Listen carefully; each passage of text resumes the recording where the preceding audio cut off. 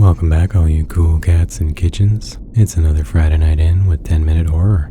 Tonight, we've got a new story for you, so buckle in, buccos. This is Interview with a Sin Eater. It was just about time for my fourth post-dinner coffee when Watley, useless colleague that he was, slithered up to the edge of my cubicle. I heard the call come over the wire earlier. Watley and his partner Donahue, who was out sick this week, found it on their laps. The report was for a lone homicide. It was quiet this month, so I dipped back into some old murder books. I was knocking on doors all week, pursuing an ongoing conveyor belt of dead ends, quite literally, and was starting to regret deciding on the case that I chose. So the sight of pit-stained Watley, this time at least, was more than welcomed. But he seemed off. Watley was normally 300 pounds of asshole in a 5-pound bag. Not now, though. His shoulders were up, his eyes were uneasy, and his voice lacked any authority. Watley asked if I was free to come sit in on his perp, maybe pipe in if I felt any leads. Why not? The cold case was frozen shut and the rest of my night was empty. I joined Watley and asked him for the attending officer's report. I quickly scanned it. Homicide at a wake. That's a new one. Watley handed me another file, this one for the perp. I opened the folder and found myself staring at the headshot of a man whose eyes saw through me. They were hypnotic. Even in black and white, they radiated and made you feel like someone was on the other side of the photograph. I'd seen all kinds of eyes on the streets. Eyes of soldiers back from the Middle East, hollow and distant, like they stayed overseas and never returned with the body to which they were attached. I'd seen eyes of crackheads, prostitutes, trafficked children. I'd seen the eyes of dead animals and people. But this man's eyes were black holes, like they contained all the deaths I'd ever seen and more. I felt a chill up my back. His name was William Calder. He immigrated here 5 years ago. He's 64 years old, though he looked to be in his early 50s at the most. Occupation is... I stopped reading. What the hell? I handed the file back to Watley, my thumb under the words. He eyed them, knowing what I must be thinking. But Watley shrugged, sheepishly. My eyes drifted back to the report. Calder's occupation was listed as Sin Eater. That was also a new one. Apparently, Calder hadn't requested a lawyer and said he'd be representing himself, if need be. This man keeps getting more interesting. Watley was waiting for me to finish. I closed the file and he nervously fixed his glasses before we entered. Calder sat confidently, hands clasped on his lap. He had a shaved head and pale, almost translucent skin. His eyes, in person, made you wish you were looking at his photo and not the living, breathing human before you. He didn't blink. No wonder Watley couldn't handle this guy. Even I felt my hackles go up. I introduced myself, as did he. I could detect a slight Scottish tinge, but it seemed to have layers of other accents over it, of which I could not identify. I started in, asking him to explain what he was doing at the wake and his relation to the family. He spoke perfectly. Each sentence came out fluidly, with no pauses or ums or ahs. Calder knew the family, the Finnegans, because he'd been hired on by them to provide posthumous services to the deceased. I inquired what, exactly, that meant, and the circus began. Calder explained that as a sin eater, he would cleanse the dead of their mortal sins before they passed over to the afterlife. This was done to avoid hell, or worse, wander the earth as a lost spirit. Typically this was done at the funeral, with food and drink being passed over the body, symbolizing the absorption of the sins. The food and drink would all be consumed by the sin eater, who would bear the sins of the deceased after performing a short prayer that would contain the transgressions to himself. Judging by Calder's lavish dress, he appeared to be handsomely rewarded. He knew the game, and he conned it well. The Finnegans wanted the patriarch of the family to be absolved sooner than the funeral, and with good reason. Secrets about the grandfather had come out. He was dangerous and responsible for domestic atrocities the family didn't want to elaborate on or allow to come to light.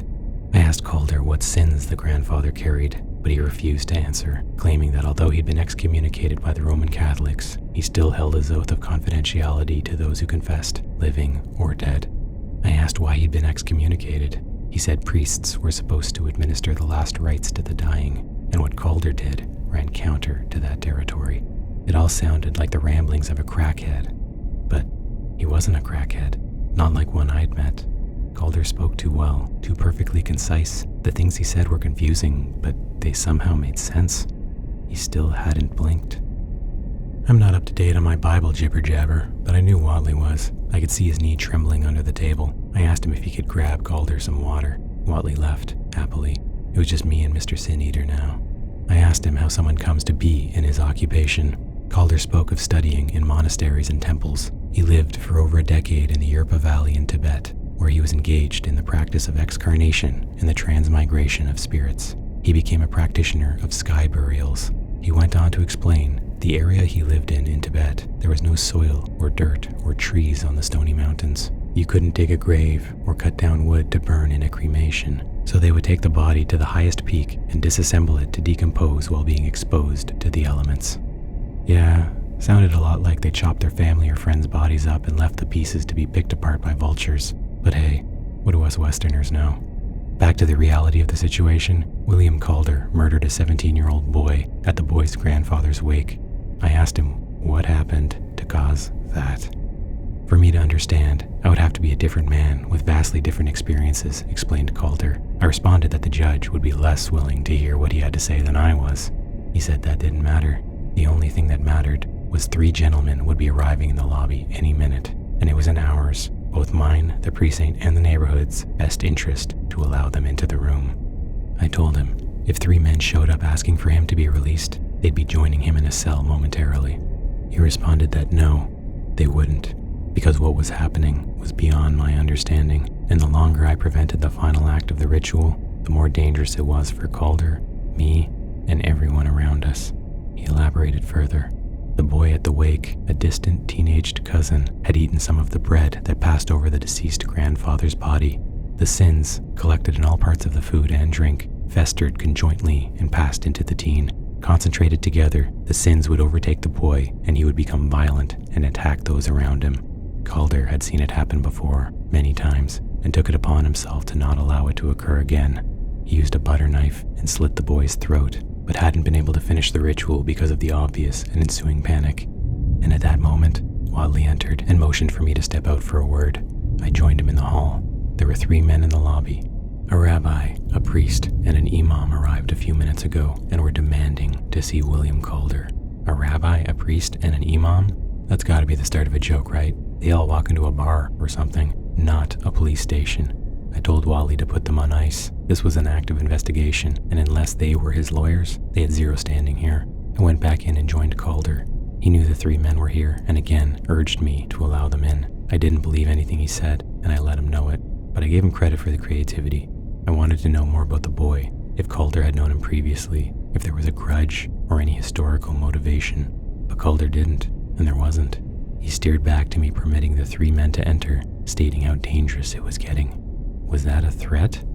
Sweat perspired on Calder's forehead, his temples, his neck, and scalp. He was shiny with it.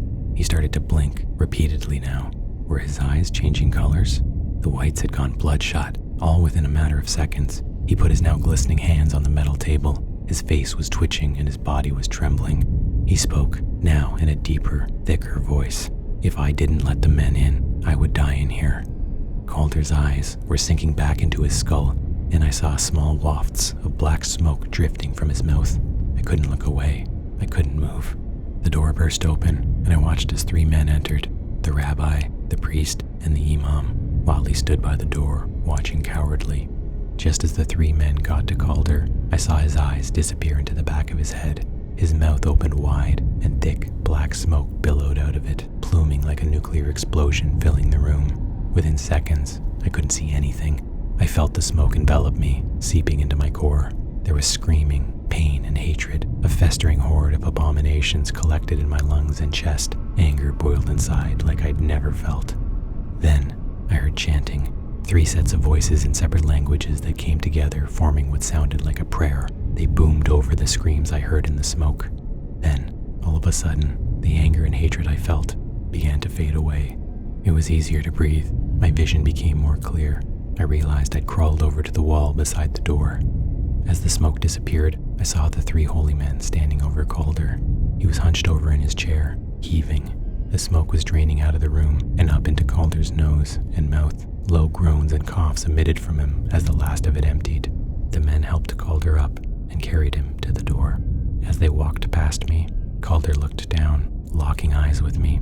Images flashed through my mind. There were things I had done, falsifying information to get convictions, planting evidence, accepting bribes, beating the shit out of people I arrested.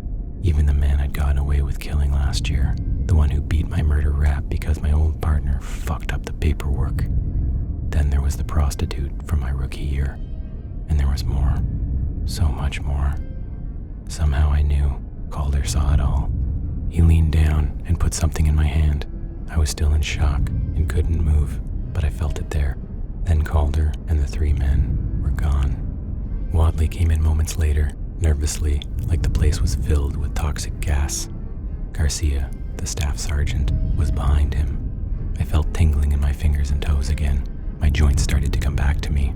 Wadley and Garcia helped me up and back to my desk. They were talking over me, though I could barely understand them. Apparently, the footage from the interrogation room with Calder came back fuzzy and the audio was incoherent. My hand was in a fist, but I could feel there was paper in it, balled up now. I opened my palm and flattened the small rectangular paper William Calder had given me. It was his business card. And that concludes episode 14. We hope you enjoyed our conversation with the Sin Eater as much as the detective did, and we'll see you back here next Friday night for a nostalgic trip into the world of VHS board games.